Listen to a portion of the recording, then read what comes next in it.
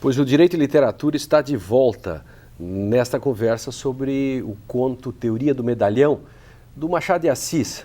E estamos com o José Luiz Bolzan de Moraes, do Programa de Pós-Graduação em Direito da Unicinos, e o Antônio Sanseverino, do Programa de Pós-Graduação em Letras da URGS. Eu vou ler um pedacinho aqui que é genial, quando ele está falando, o pai falando para o filho, sobre como fazer publicidade, como se vender, uma espécie assim de periguetização, né?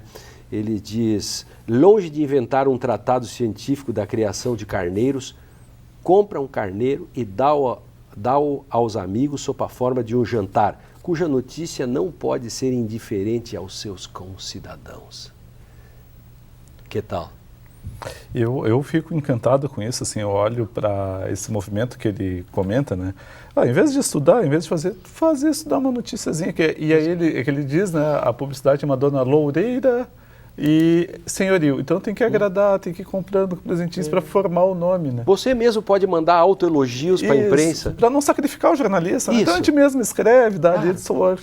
Já dá a matéria pronta, né? Claro. Que nem o trabalho de elaborar. Passa o release pronto. É genial. Mas eu acho que isso dialoga bem com a coisa do que eu falei no início, a coisa do deboche, a sociedade do espetáculo.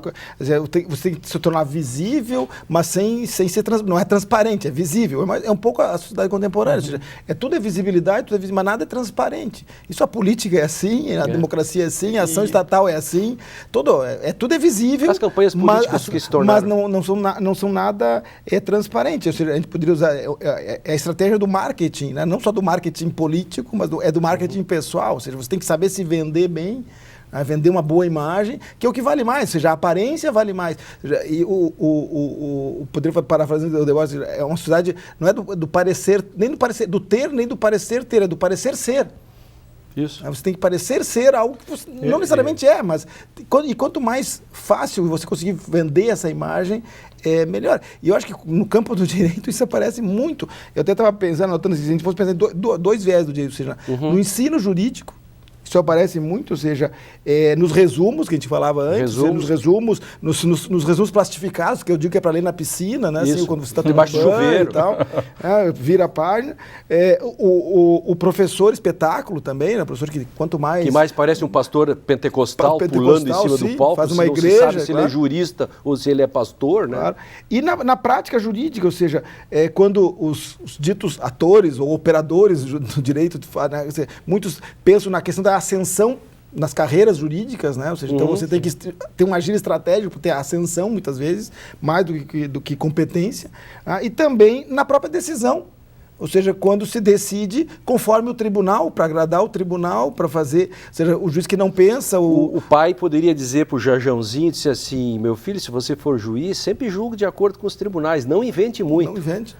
Trilhe o caminho já feito, né? Isso, claro. É muito mais fácil, claro. Né? E você ainda vai tá fazendo toda uma prestação, celebrando aquilo que os superiores dizem. Claro. Claro. E ainda por cima você não precisa nem sequer pensar a respeito disso. Você vai estar reproduzindo, ou seja, é um conhecimento por reprodução, não é um conhecimento... Esse é o valor da literatura, né? Que esse eu acho que é um tema do Machado que toca em várias áreas, né? Que é dessa cisão entre, digamos, um universo interior e exterior. Do universo interior de formação do conhecimento e o exterior que é pura imagem, né? Eu lembro do outro conto, também do mesmo livro, que é O Espelho, né? Que é aquele do Jacobina, né? Por uma nova teoria da alma humana, né? E aí tem a alma externa, a farda para os outros, externa, e aí chega um ponto que a farda se cola, quando ele tira a farda, ele se olha no espelho e não vê mais nada, né? Então é só pura exterioridade. E aqui é quase uma teoria de positivação disso, né? Assim, que o filho ele vai perder as ideias, ele vai perder o pensamento, não pode ter pensamento, aquela outra passagem que é genial do ator, né? Um ator que representa não ter braço. Melhor seria não ter braço, então melhor é não ter ideia. Então é melhor ficar nesse parecer ser o tempo inteiro sem ter essa constituição de interioridade. Né? E isso é uma das coisas que eu acho interessante aqui no movimento, que isso tem a reciprocidade do público, né? Que aqui ele coloca. Né? Quer dizer, ele só pode existir um medalhão porque existe uma confirmação do público ou de quem ele se insere. Mas é que o público curte. É que nem no Claro. Facebook, curtiu ali. E há um pouco assim de uma espécie de isomorfia entre palavras e coisas, né? A sociedade do espetáculo é um pouco isso. Há uma linguagem de repórteres assim na própria televisão, Claro. em que ao invés de você falar sobre a enchente e as consequências, mostra o repórter dentro da água, direto. Sim. Claro. O trigo vai subir de preço. Onde estará o repórter? No meio de um trigal. Para que aprofundar se você pode mostrar a imagem diretamente? Sim, né? a imagem de como que diria Para que falar né? sobre o tratado sobre carneiros? Compre um carneiro e mate um. Construir, para afinal o carneiro já está pronto. E o carneiro está pronto. E por quê? Empiricamente você come o carneiro. E ainda com isso você vai estar agradando aqueles a quem deve agradar. Que vai dar uma boa publicidade. E uma boa imagem. Exatamente. E que isso leva à ideia da cordialidade, do cidadão cordial. Eu tenho uma leitura que aproxima, estava olhando que é pela leitura weberiana, né, via Sérgio Buarque, né, Sim. o gosto do prestígio, o gosto das aparências, o próprio do homem cordial, que é um paradoxo aqui esse conto, porque ele é um conto do esforço para se tornar um homem cordial, né, pleno, Sim. que ele só chega aos 40 anos. Né, Sim, a partir dos 40 anos que ele vai estar atingiu a maturidade dessa... E aí ele está tirando sarro da nossa cara, né? Por que 45 anos? É uma idade cientificamente posta que 3 a cada 4 pessoas, 75%, é aos 45 anos que chega a condição de medalhão. Não é nem antes nem depois. Assim, antes é genial, depois é a exceção. E se pode dizer também que você só é um medalhão ao amadurecer, significa que é muito trabalho para você chegar lá. Sim. E esse aqui é esquisito. Esse conto eu acho esquisito nesse sentido, porque ele tem a marca do cordial e ao mesmo tempo tem a marca do trabalhador, que é um trabalhador para não trabalhar. Mas é de uma autocontenção para evitar que você tenha ideias ou que você possa... Mas são todas as marcas do trabalho. A autocontenção, a disciplina, a previsão para chegar lá. Mas para não fazer nada. É uma autocontrole para chegar... Até o esporte, você não deve fazer equitação. Isso pode fazer você pensar, faça bilhar. Eu falo isso para os alunos, eles ficam bilhar curiosos. É mais fácil. Por quê? Porque ele chega ao ponto de ter as mesmas ideias do taco, né? Eu acho muito divertido. É genial essa. A gente fala isso, os pessoal do diretório acadêmico fica meio bravo, né? Porque tem sempre um bilhar dentro. Sempre tem um bilhar no diretório acadêmico. Não há diretório acadêmico que não tenha um bilhar. Um bilhar, tem que ter, né? Exatamente. Constitutivo. Também, eu acho que carrega também aquela ideia da heteronomia e da autonomia, ou seja, você não pode se constituir como um ser autônomo, né? Você tem que sempre reproduzir a ideia do outro. E é mais ou menos o que a gente faz, eu falo no ensino jurídico, mas como diz o Antônio, ou seja, assim como os resumos não são uma exclusividade do direito, mas hoje já, vamos dizer assim, graçam em todos os campos do saber ou do não saber, mas essa coisa também do aluno que reproduz a ideia do professor. E desse professor que já estava reproduzindo a ideia de um outro professor e que vem ao longo do tempo.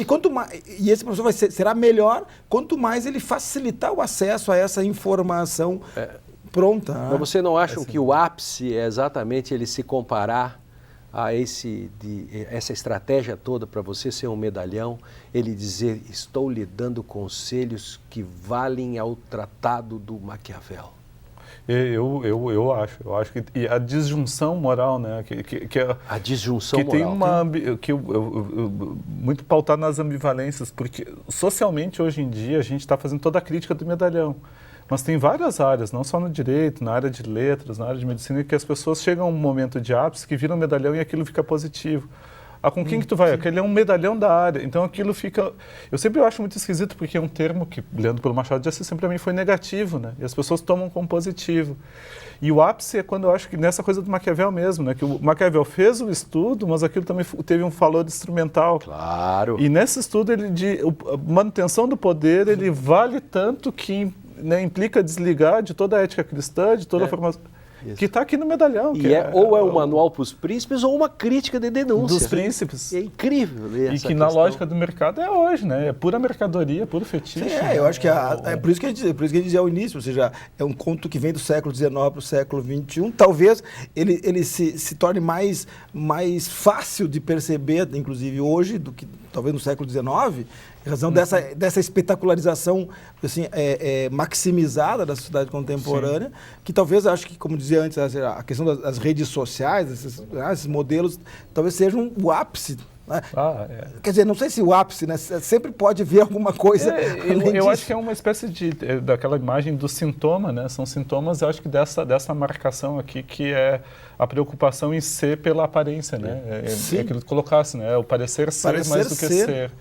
E aí, assim, o domínio do conhecimento, todo o trabalho que dá a fazer, solidão, isolamento, que é fazer um tratado, um estudo sobre os carneiros, não vale matar um carneiro, fazer uma janta e publicar. É tão complexa, tão completo esse conto, a crítica dele, que vai até ao humor, que ele ensina para o filho dele, não faça finas ironias falando de canto de boca.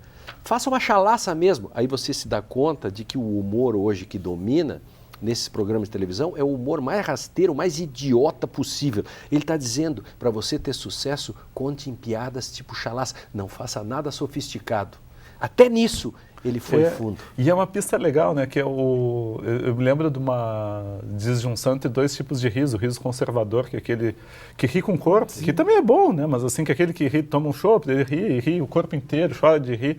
E esse riso que fica aquele gosto amargo, né? Que é o riso do fel, assim, que é aquele cantinho que escorre um fel amargo. E parece uma pista para dizer assim, olha, leia com um canto de olho isso aqui, né? Assim, aí tu pegou, que é impressionante isso aqui, assim, porque ele está dizendo para o filho, olha, nada que seja exigente, nada que seja contundente, nada que seja amargo, tudo é pura trivialidade. Sim, mas é isso, ou seja, você tem que, quanto mais visível, mas é uma visibilidade que, eu acho que essa imagem da visibilidade que não é uma visibilidade transparente, ou seja, você é visível, mas não é transparente. E a própria ideia do medalhão também, porque o medalhão tem dois lados, né? Tem, o de trás realmente ele não tem nada. É liso. É liso. Tem uma imagem na frente, aí atrás ele é liso. No direito tem coisas assim, que é imagem exteriorizada, bem do medalhão, assim, né? Que o sujeito, para dizer assim, o que é coisa alheia móvel no furto, aí a resposta do sujeito que escreve o livro, aquela que não pertence à pessoa, é típica do medalhão, não? A agressão atual, resposta, aquela que está acontecendo. Pô, que genial, não? É bem do medalhão. Mas olha só, eu quero agradecer a vocês. Machado de Assis é genial, e o modo como nós tratamos, que vocês conseguiram, o Bolzan e o Antônio, né, que são fregueses já do nosso programa, e deixo assim uns segundos finais assim para cada um assim, falar. Eu diria que é mais uma mostra da relação direito e literatura, onde a gente se for capaz de enxergar um pouco essa fina ironia do Machado, a entender um pouco da sociedade contemporânea e do papel do ensino, já não diria mais do ensino jurídico, mas do ensino geral, né? Do ensino em geral, letras, ou seja, da sociedade contemporânea mesmo, e não uma sociedade brasileira apenas. Claro, sem dúvida. Antônio? Eu quero agradecer porque esse diálogo de direito e literatura que eu venho participando faz, eu acho, refinar, né, de que a literatura ela ganha uma leitura mais fina quando a gente pensa da sociedade, ilumina a literatura e pensa na relação com o direito. E o direito, eu acho que permite também dar essa percepção mais fina da própria, assim, da forma que o Machado tratou, né? Porque ele era muito vivo com tudo isso. E aí isso nos diz respeito até hoje. Isso é uma coisa impressionante. Talvez pudesse brincar, porque o direito sem a literatura pareça um pouco essa teoria do medalhão, né? Ou seja, sem a capacidade de pensar refinadamente. E a literatura, quando fica sempre tem aqueles arroz de festa, né, da literatura que estão tudo que é lugar. Né? Eu sempre fico pensando como Machado de Assis relataria, por exemplo, uma tarde nos juizados especiais. Mas, como aquela gente toda buscando seus direitos e, bom, enfim, o dramático seria ou a ironia e o sarcasmo que Machado faria. Quem é do direito sabe o que eu estou falando. Bem, o direito e literatura fica por aqui mesmo. O tempo é da modernidade, ele se vai, ele é rápido. No programa de hoje nós falamos sobre o conto Teoria do Medalhão, Machado de Assis. Você pode rever todos esses e outros programas em qualquer momento no site Unicinos, www.unicinos.br/direito e literatura, tudo junto. Além disso, você também pode participar do nosso programa com sugestões e comentários através da rede social. O endereço eletrônico é facebook.com e /direito e literatura, e pode mandar-nos cartas também. Hoje ninguém mais manda carta, enfim, é tudo pós-moderno mesmo. E eu espero você no nosso próximo encontro. Até!